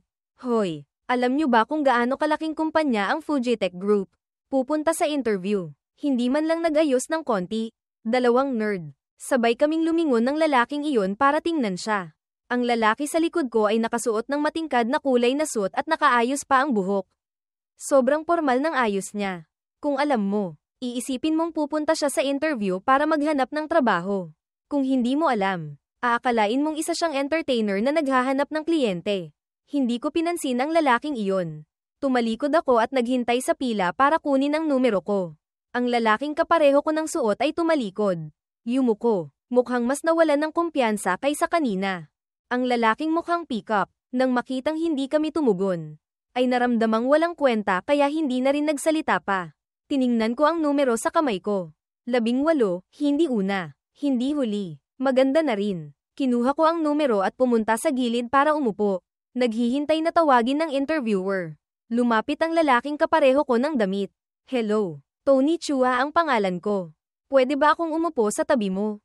Tumingala ako. Sige, upo ka. Ngumiti si Tony. Nahihiyang umupo sa tabi ko.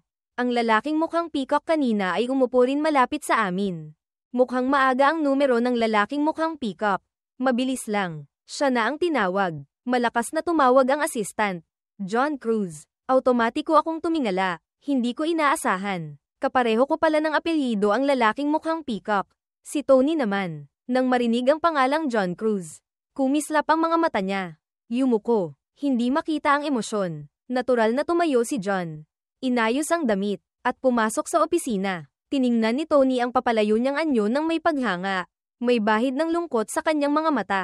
Napansin ko. Naisip kong kulang siya sa kumpiyansa kaya tinapak ko ang balikat ni Tony. Tony Chua ang pangalan mo. Di ba? Ako si Daniel Cruz. Okay lang yan. Ang interviewer ay nakatingin sa kakayahan.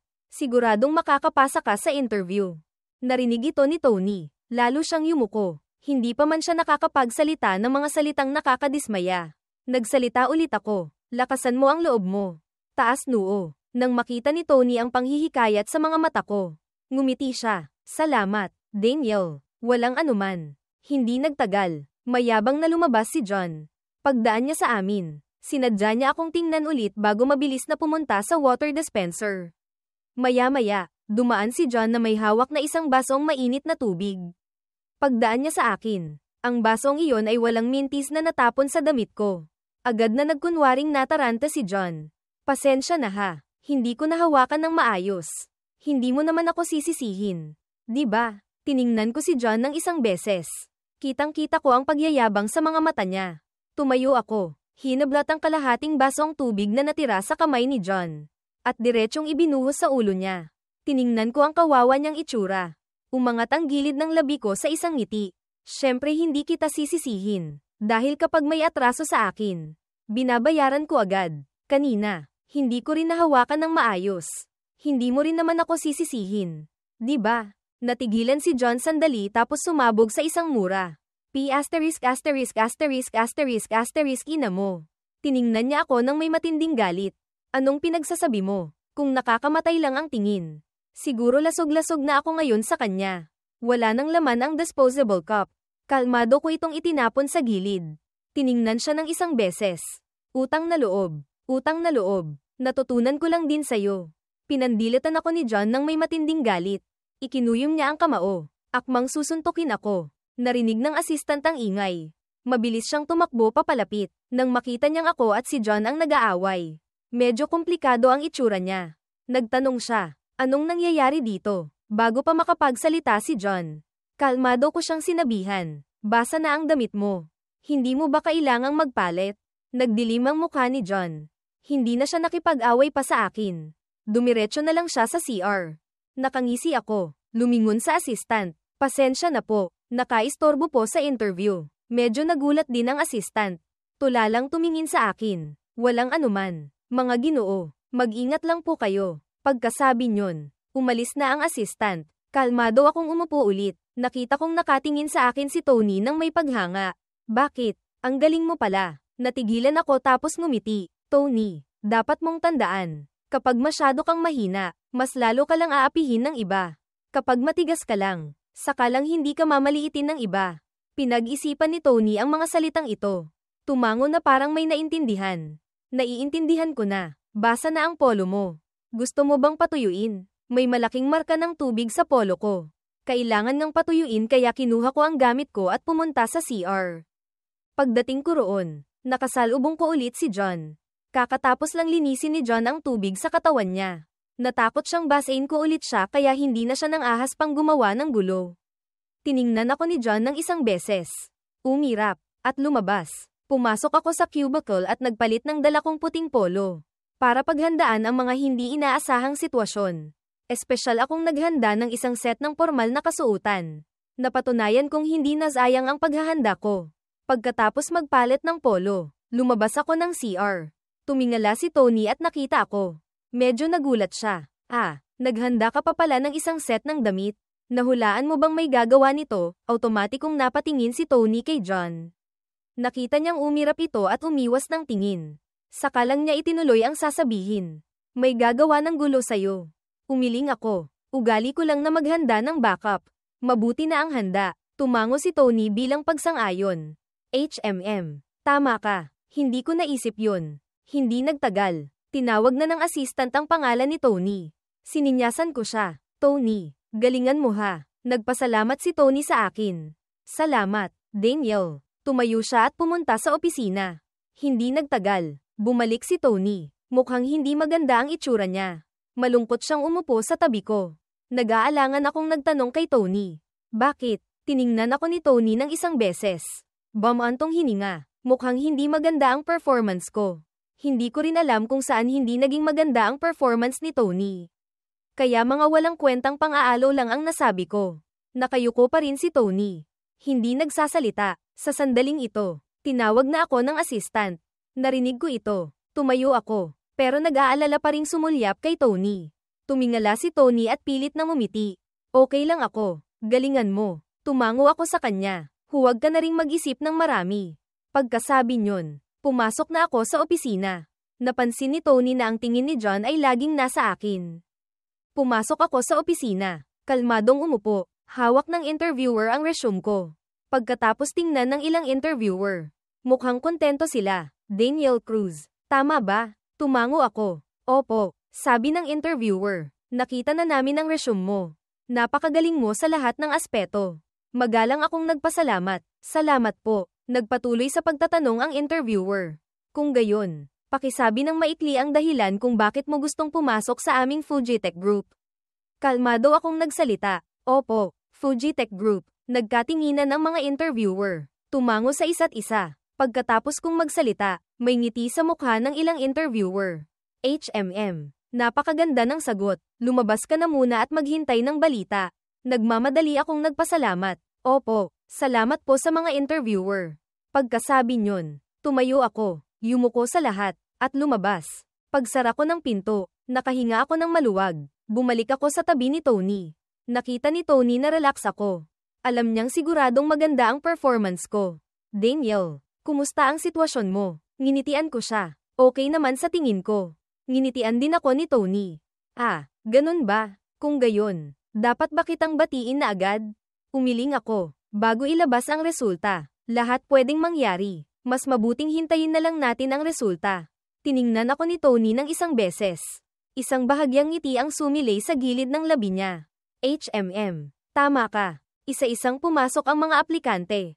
Tapos isa-isang lumabas. Pagkatapos ng interview, nag-usap ang mga interviewer ng mahigit kalahating oras. Sa wakas ay napagdesisyonan na ang listahan ng mga tatanggapin.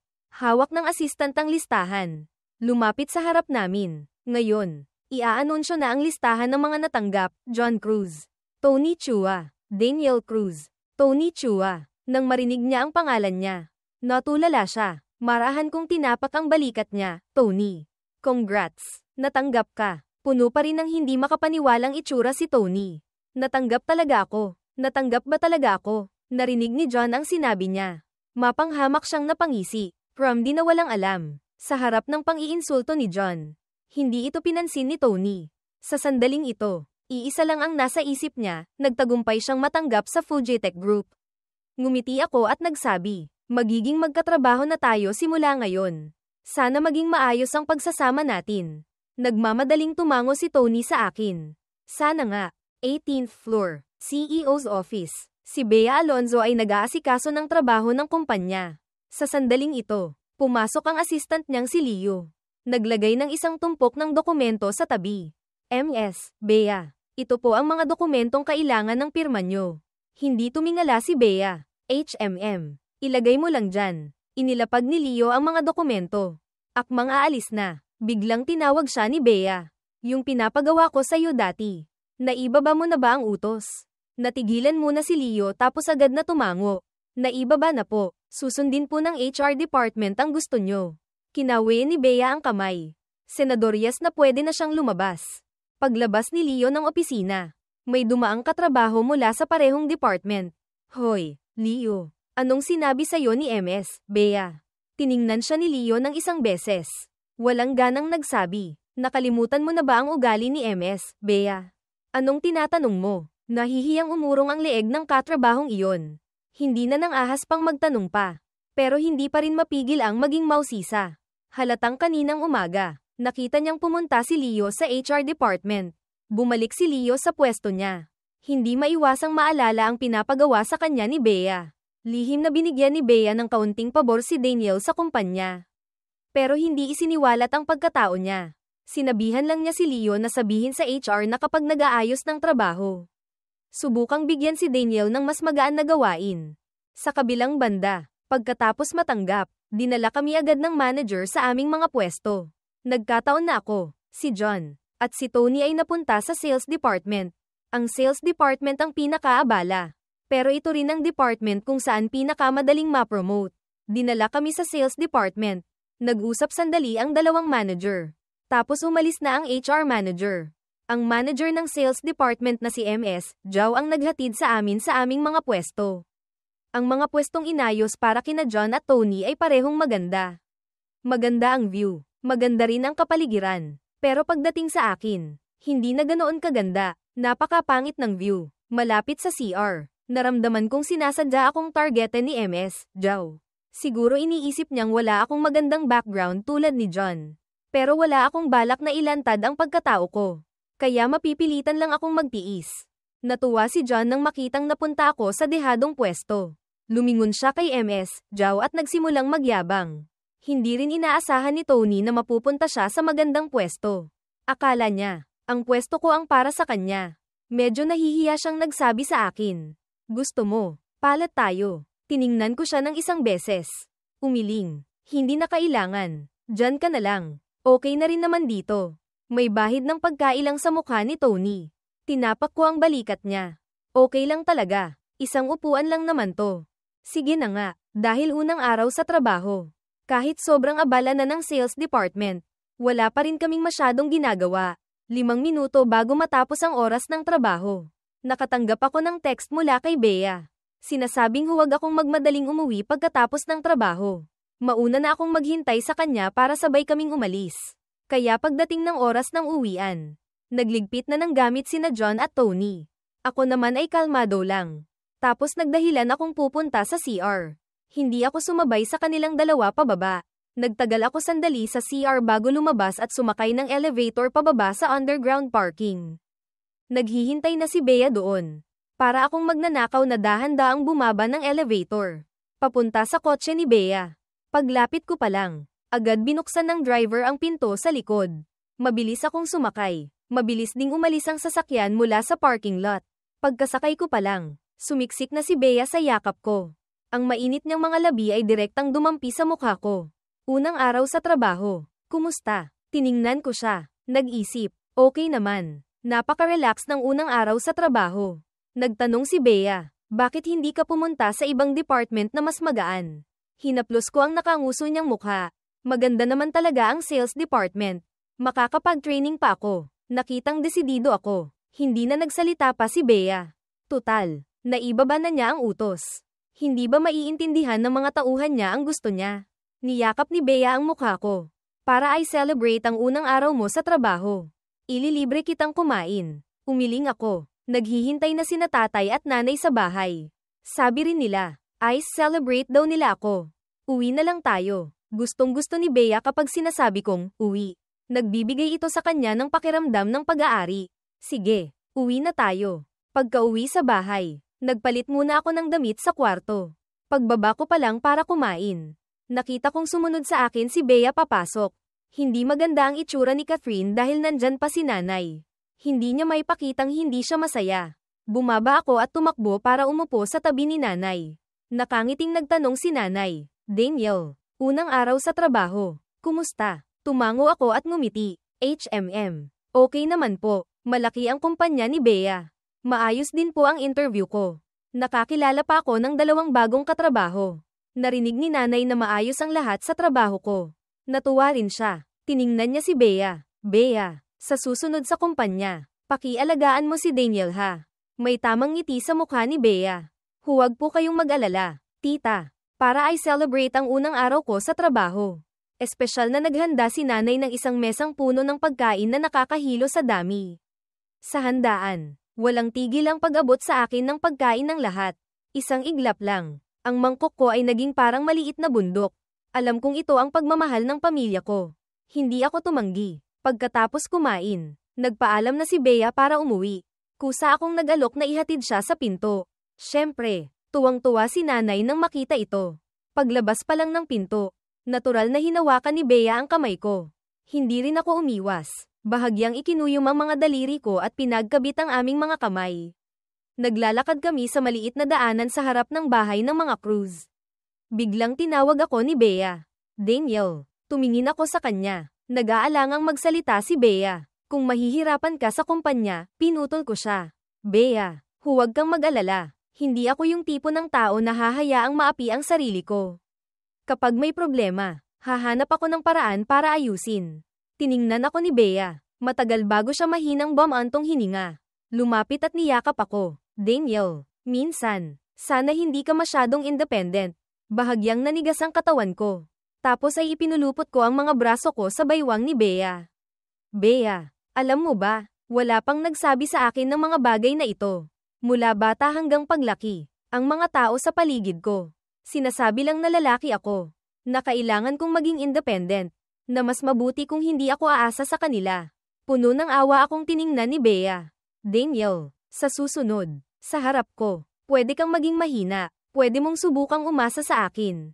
Pwede ba? Tumingala ako at tiningnan siya. Kung gagawa ako ng gulo, sasamahan mo pa rin ba ako? Mahinang umirap si Bea. Sasamahan pa rin kita. Natawa ako. MS, Bea, ganyan ka kawalang kondisyon sa akin. Hindi ka ba natatakot na masanay ako? Seryosong nag-isip si Bea tapos tumingkayad. Marahang hinalikan ang labi ko. Hindi ako takot. Sana nga, medyo wala akong magawang natawa. MS, Bea, nasaan na ang prinsipyo mo? Mas gusto ko pa rin yung malamig at mayabang mong itsura noong una tayong magkita. Narinig ito. Isang ngiti ang sumilay sa gilid ng labi ni Bea na lalong nagpaganda sa kanya. Hindi ko napigilan. Bumilis ang tibok ng puso ko. Ang ganda mo. Biglang inilapit ni Bea ang mukha niya sa akin. Matamis ang boses. Kung gayon, gusto mo ba? Diretsong hinalikan ko ang labi niya. Gusto. Naglambingan kami sandali bago maghiwalay. Pagbalik ko sa bahay ng mga Cruz, ang masaya kong itsura ay nagpadalamhati kina tatay at Catherine. Sabay na bumantong hininga ang mag-ama. Ang anak na hirap nilang mahanap. Nagmamadali ng pumanig sa tagalabas. Hindi ko pinansin ang nanonambat nilang tingin. Masayang bumalik sa kwarto ko. Kinabukasan, ordinaryong damit pa rin ang suot ko papasok sa trabaho. Nagpahatid ako sa driver sa lugar kung saan madaling sumakay ng taxi. Sa pagkakataong ito, pinili kong sumakay ng bus papunta sa kumpanya. Nagkataong nakasabay ko si Tony. Mukhang hindi pa siya gising. Lumapit ako sa tabi ni Tony. Tony, ang laking coincidence naman. Nandito ka rin pala. Narinig ni Tony ang boses. Pagmulat niya ng mata, nakita niya ako. Medyo nahimasmasan siya. Daniel, ikaw pala. Tumango ako. Ang aga mo rin palang gumising. Kinusat ni Tony ang mata niya. Malayo kasi ang bahay ko. Ikaw, malabo akong sumagot. Dito lang ako nakatira malapit. Hindi kalayuan. Napansin ni Tony na ayoko nang magsalita pa. Hindi na rin siya nagtanong. Naghintay kami ng kalahating oras. Sa wakas, dumating na rin ang bus malapit sa kumpanya. Agad akong bumaba, minasahe ang medyo nananakit kong binti. Sumabay din sa pagbaba si Tony. Nakita niya akong ganito. Nahihiya siyang nagsabi. Kung alam ko lang, pinaupo na sana kita. Tinapak ko ang balikat niya. Okay lang ako. Tara na. Pasok na tayo. Magkatabi kaming naglakad papunta sa gusali ng Fujitec Group. Biglang may humantong kotse sa gilid ng kalsada. Bumukas ang pinto. Mayabang na bumaba si John. Nang makita niya kami ni Tony, medyo nawala ang ngiti sa mukha niya. Lumingon siya at may sinabi sa driver bago naglakad papunta sa gusali ng kumpanya. Mabilis na umalis ang kotse. Tiningnan ni Tony ang papalayo niyang anyo. Bamantong hininga. Nakakainggit naman si John. May service papasok sa trabaho. Tinapak ko ang balikat ni Tony. Basta't magsisikap ka, makakabili ka rin ng sarili mong kotse balang araw. Natahimik sandali si Tony tapos tumango. Tama ka. Akma na ulit kaming lalakad ni Tony. Pero may narinig na namang humantong sasakyan sa likuran.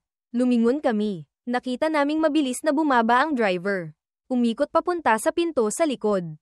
Magalang na binuksan ang pinto. Lumabas si Bea Alonzo na nakasuot ng high-end suit mula sa likod na upuan. Dumiretso papunta sa pinto ng kumpanya. Hindi tumitingin sa gilid. Si Tony. Pagkakita pa lang kay Bea. Diretsyong natulala. Nakatutok ang tingin niya kay Bea.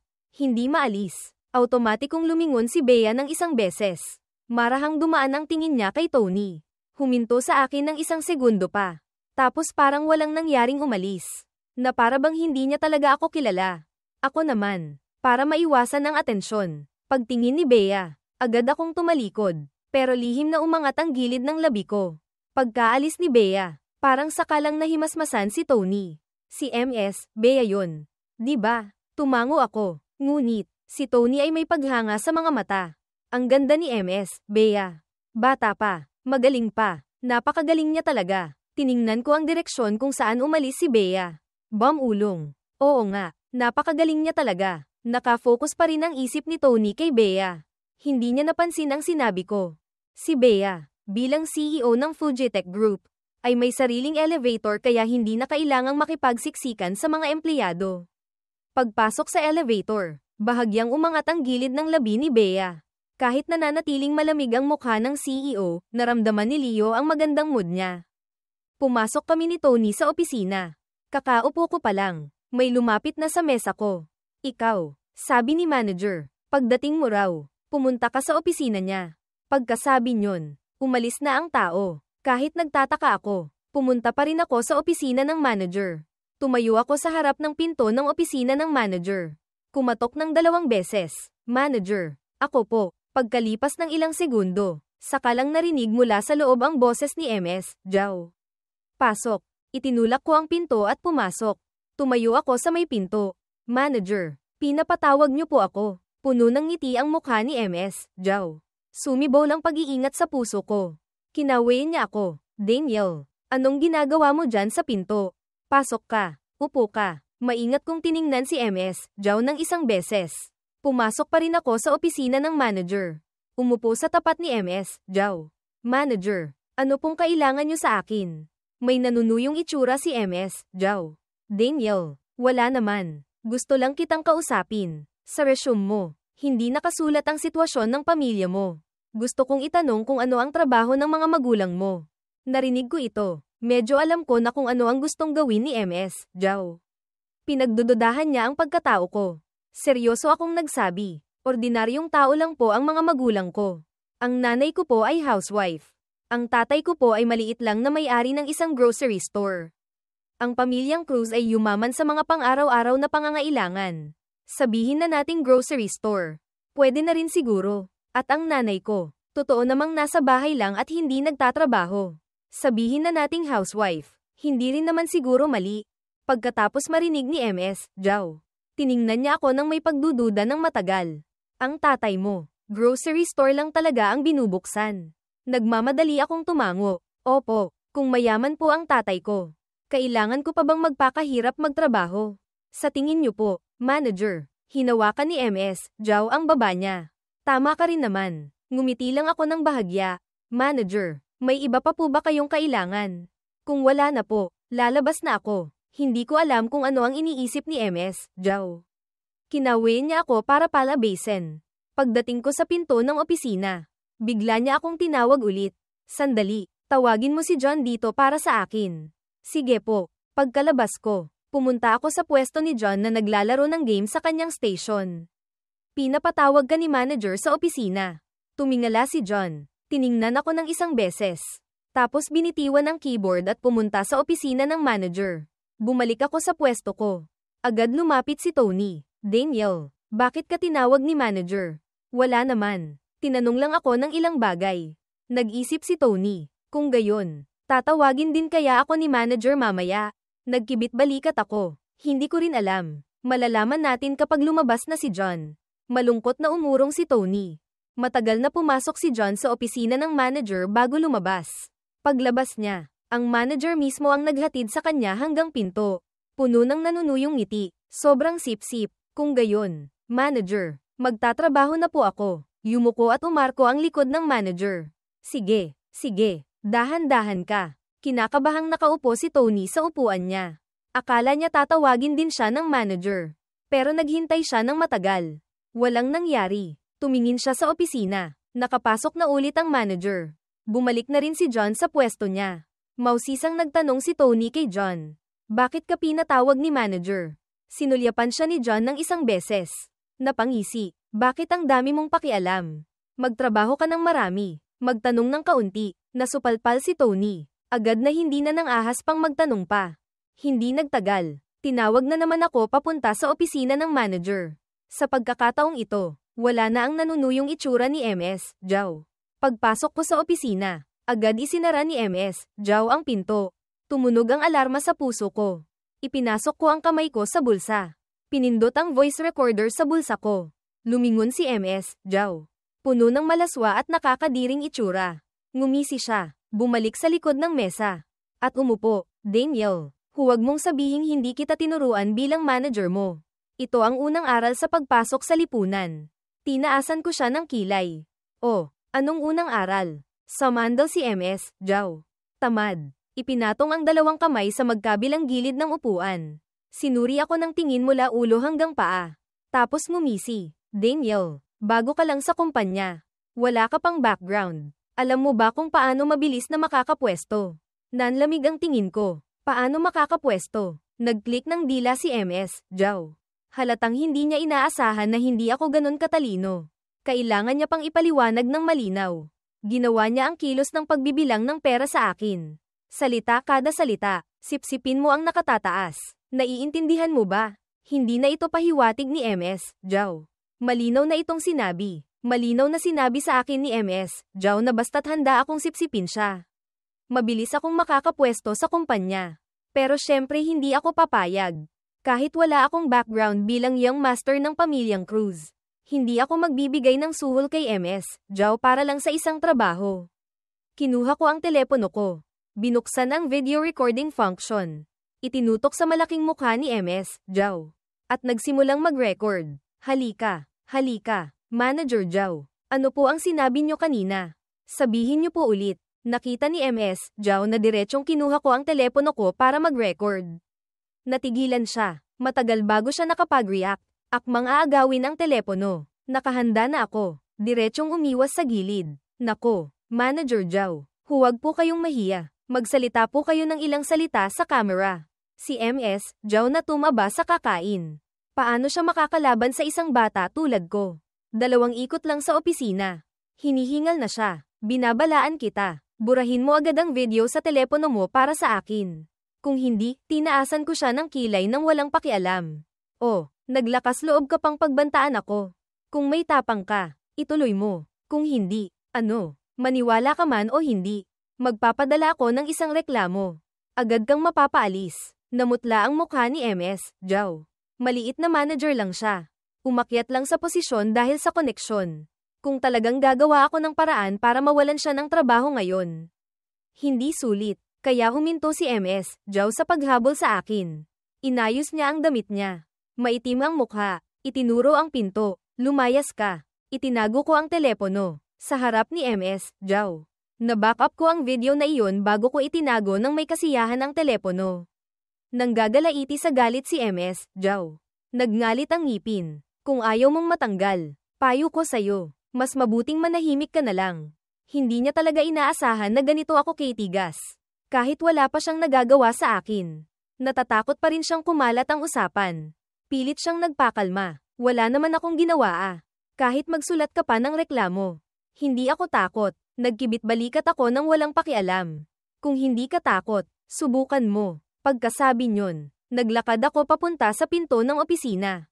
Bago umalis, bigla akong nagsalita. Oo nga pala. Nakalimutan kong sabihin sa'yo. Nag-aral ako ng martial arts. Sa susunod, mag-isip ka muna bago magsalita. Diretsyong binuksan ko ang pinto ng opisina at lumabas. Sinabi kong nag-aral ako ng martial arts para lokohin si MS, Zhao. Para na rin pansamantalang takutin siya. Pero sa huli, hindi ito pang matagalang solusyon. Pagbalik ko sa pwesto ko, umalingaw-ngaw ang nag-aalalang boses ni Tony. Daniel, okay ka lang ba? Tinanong ko siya pabalik. Okay lang ako. Bakit? Kumislap ang mga mata ni Tony. Wala. Natakot lang akong baka may gawin sa'yo si manager. Mabuti naman at okay ka lang. Narinig ko ito. Ngumiti ako. Tony, kung tatawagin ka ni manager nang kayo lang sa opisina, mag-ingat ka ha. Puno ng pagkalito ang mukha ni Tony. Mag-ingat sa ano? Bumantong hininga ako. Pakiramdam ko hindi mabuting tao si manager. Basta't mag-ingat ka na lang. Huwag kang magpapapi. Tumango si Tony. Sakto naman. Lumabas si MS, Zhao. Agad akong bumalik sa pwesto ko. Paglabas ni MS, Zhao mula sa opisina. Huminto ang tingin niya sa pwesto ko ng ilang segundo. Tapos isang malamig na ngiti ang sumilay sa gilid ng labi niya. Lumapit siya sa pwesto ng isang lalaki. Nagsabi ng ilang salita, tapos masayang umalis. Iniisip ko pa kung bakit ganoon kaabala ang sales department. Pero bakit ako ang pinaka-relax? Biglang may tumayong lalaki sa tabi ng mesa ko. Ikaw. Kumuha ka ng ilang dokumento mula sa file room. Akala ko sa wakas ay may gagawin na ako kaya tumango ako. Sumunod ako sa lalaki papunta sa file room para kumuha ng mga dokumento. Makalipas ang 10 ilang minuto, bumalik akong may yakap na malaking tumpok ng dokumento. Napakataas at mabigat ng kahon. Pero walang balak tumulong ang lalaking iyon. Ganoon kalaking kahon. Ako lang ang mag-isang babuhat. Mabuti na lang at nakagawa na ako ng maraming mabibigat na trabaho dati. Pagkatapos madala ang mga dokumento, ibinigay ng lalaki ang susunod na utos, bago matapos ang oras ng trabaho. Kailangan kong ayusin ng maayos ang mga dokumentong kinuha ko kanina. Tiningnan ko ang malaking kahon ng dokumento. Tapos ang lalaking malamig ang mukha. Lahat, malamig ang boses ng lalaki. Oo, hindi pwedeng umuwi hanggat hindi natatapos ayusin lahat. Hindi na ako nagtanong pa. Tahimik na nagsimulang magtrabaho, dahil hindi pa ako pamilyar sa trabaho. Napakabagal ng progreso ko. Kumpara kina John at Tony na relax lang sa tabi. Sobrang abala ko talaga. Ilang beses na akmang tutulong si Tony pero laging iniinsulto ni John. Nakita ko ito. Diretsyong tinanggihan ko ang mabuting intensyon ni Tony. At si Tony, mabilis ding nagkaroon ng sariling gawain. Pero puro utos lang na tumakbo rito at doon. Tiningnan ko ulit si John. Walang tumatawag sa kanya para tumulong. Kung hindi siya naglalaro, nanunood siya ng football. Kumpara sa akin, si John ay hindi mukhang nagtatrabaho kundi parang pumapasok lang para magpalipas ng oras. Sobrang abala ko. Wala akong oras para pansinin ang iba. Kahit kumain ng tanghalian ay wala akong oras. Lumitaw ang pag-aalala sa mukha ni Tony. Daniel, gusto mo bang dalhan kita ng tinapay o ano? Tumango ako bilang pasasalamat. Sige, salamat kung ganun. Tony, halos lahat ng tao sa opisina ay nakaalis na. Abala pa rin ako sa pwesto ko. Paglabas ni MS, Zhao mula sa opisina. Nakita niya ang eksenang ito. Tumaas ang gilid ng labi niya. Daniel, dahil hindi ka marunong sumunod. Bago matapos ang probationary period, tingnan natin kung paano kita pahihirapan. Sisiguraduhin kong susunod ka sa akin at sisisipsip sa akin. Sa wakas, natapos ko rin. Naayos ko ang isang kahon ng dokumento bago matapos ang oras ng trabaho. Nakahinga ako ng maluwag. Ang lalaking nagutos sa aking mag-ayos ng dokumento kaninang umaga ay nakaupo pa rin sa kanyang desk. Diretsyong binuhat ko ang mga dokumento papunta sa kanya. Naayos ko na ang mga dokumento. Oras na. Uuwi na ako. Pagkasabi nyon, hindi ko binigyan ng pagkakataon ang lalaking katrabaho na magsalita. Diretsyong bumalik ako sa pwesto ko. Pagkatapos magligpit ng gamit, Umalis na ako ng kumpanya. Ang lalaking katrabaho ay puno ng hindi makapaniwalang itsura. Binuklat-baklat niya ang mga dokumento. Nalaman niyang naayos ko nga lahat at napakaayos pa ng pagkakaayos. Kahit sadyang maghanap ng mali, wala siyang makitang kahit kaunting pagkakamali. Sinadya ni MS. Zhao na maghintay sa opisina ngayon. Para lang makita ang itsura ni Daniel na may iwan para mag-overtime. Pero paglabas niya ng opisina, maaga na akong nakaalis. Agad na nagdilim ang mukha niya. Nasaan si Daniel?